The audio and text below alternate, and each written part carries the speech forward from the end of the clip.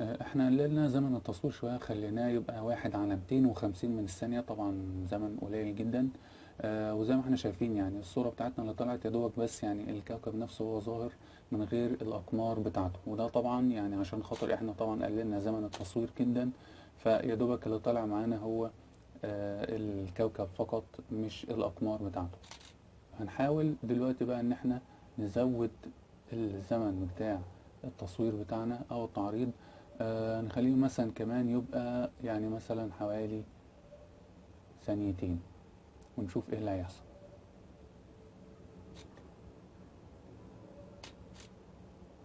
طبعا يعني احنا شايفين الفرق شاسع جدا وفرق كبير جدا. الإضاءة نفسها بتاعة الكوكب طبعا مغطية جدا على الصورة، وواضحة جدا ان الزمن بتاع التعريض عندنا كل ما نزوده كل ما ده معناه ان نسبة الضوء اللي داخل على السنسور هتبقى اكتر، وكل ما الإضاءة بتاعتنا في الصورة هتبقى اكتر بكتير. في مشكلة تانية ممكن تحصل معانا وفي زيادة زمن التعريض، وهي اللي احنا اتكلمنا عنها في البداية، هي الموشن بلور، او ان انت لو بتصور جسم بيتحرك قدامك، فده هيعمل لك مشكلة، ان الجسم نفسه هيبقى مشوش او يبقى عليه تشويش بسبب الحركة بتاعته.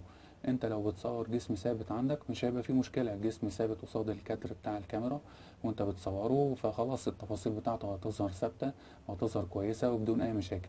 لكن لو الجسم نفسه بيتحرك، فده معناه ان السنسور بتاع الكاميرا بتاعتك بيسجل الحركة دي بس في الإطار أو في الكادر بتاع الصورة، مش زي الفيديو مثلا أما أنت بتحرك الكاميرا بتاعتك مع الجسم وهو بيتحرك، لا ده كادر تصوير، فيعتبر هو ثابت في مكان معين والجسم هو اللي بيتحرك، فعشان كده بيحصل الموشن بلور. هنشوف دلوقتي الكلام ده. طبعا احنا عارفين ان النجوم والكواكب في حركة مستمرة في السماء، ما هياش ثابتة، فكل ما نزود الزمن بتاع التصوير كل ما الحركة بتاعت النجوم دي هتبان معانا وهتظهر معانا زي ما هنشوف دلوقتي.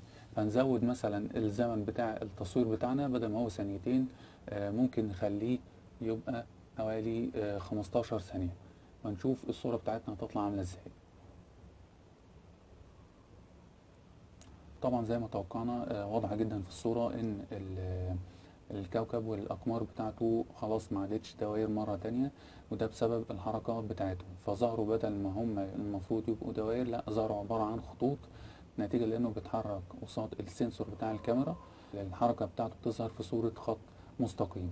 مشكلة طبعا بتواجه أي مصور فلكي أثناء التصوير بتاع النجوم والكواكب، إن هو لو مفيش معاه تراكر أو جهاز بيمشي بنفس الحركة وبنفس السرعة بتاعة النجوم في السماء، هيظهر معاه الخطوط اللي احنا شايفينها دي.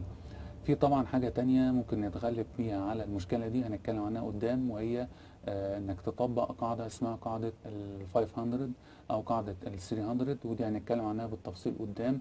ازاي انت بتحدد الزمن بتاع التعريض بتاعك بالنسبة للكاميرا اللي انت بتستعملها، سواء كانت كاميرا فول فريم او كاميرا كروب سنسور، كمان على حسب العدسة اللي انت بتستعملها والفوكال لينس بتاعها. طبعا في مصطلحات كتير احنا قلناها دلوقتي، بس هنعرف كل الكلام ده قدام. انا بس دلوقتي ان احنا نعرف ان زمن التعريض بيأثر ازاي على نسبة الإضاءة اللي داخلة للسنسور وبتظهر معانا في الصورة، وكمان بتأثر على حاجة اسمها الموشن بلور أو الحركة بتاعة الأجسام أثناء التصوير بتاعها. هنطبق دلوقتي اللي احنا اتكلمنا عنه في الشاتر سبيد أو الزمن بتاع التعريض على الصور بتاعة القمر. دلوقتي احنا موجهين العدسة بتاعتنا ناحية القمر، وزي ما احنا شايفين الشاتر سبيد أو الزمن بتاع التصوير 1/125 من الثانية. الصورة طبعا أو السطوع بتاع القمر زي ما احنا شايفين يعتبر قليل جدا.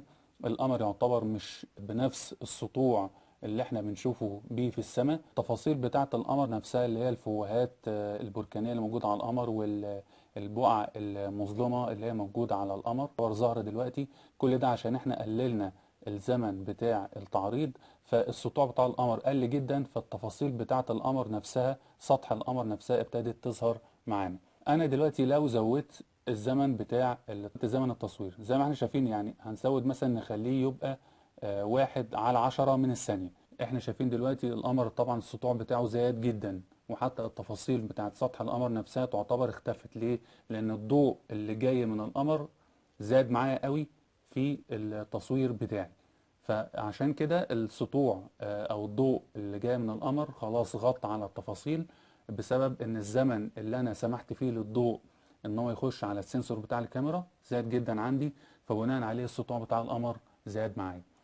كل ما ازود زمن التعريض كل ما الاقي ان السطوع ابتدى يزيد معايا جدا.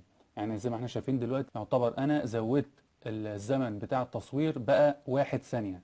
فتخيلوا انت بتصور القمر لمدة 1 ثانية على الاعدادات اللي موجودة قدامنا، فخلاص يعني الصورة كلها اصلا دلوقتي بقت كلها يعني السطوع بتاعها عالي جدا، مش بس الجزء اللي فيه القمر، لا الصورة كلها بقت او الفريم بتاعي كله بقى يعني مضيء جدا. وده طبعا مش النوع المفضل للتصوير بالنسبة لنا، لان احنا اللي يهمنا ان احنا نعمل صورة تعتبر التعريض بتاعها مناسب والتفاصيل بتاعتها تبقى ظاهرة معايا.